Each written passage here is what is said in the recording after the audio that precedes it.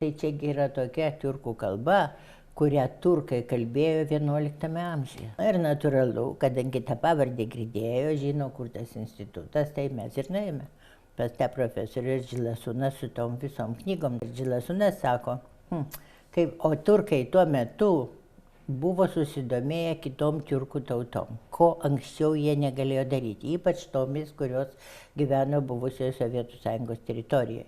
Ir jie Vidurinės Azijos kultūra ir žinoma ir karaimų tai jiems ten nebuvo labai gerai žinoma, bet jau buvo pradėję domėtis. Ir kai mes atėjome, jis paprašė, kad mes pakalbėtume karaimiškai, pakalbėjome, jis sako, tai čiagi yra tokia tiurkų kalba, kurią turkai kalbėjo XI amžiuje. Tai jis gyvai išgirdo pirmą kartą ir toliau jisai sako, aš vienoje konferencijoje susipažinau su viena muzikologe, kuri irgi nagrinėja karaimę, kuri nagrinėja karaimų dainas.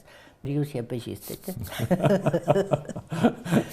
Ir čia yra jūsų dukra. Taip, tai mes ir sakome, truputėlį pažįstame, nes tai yra mūsų dukra.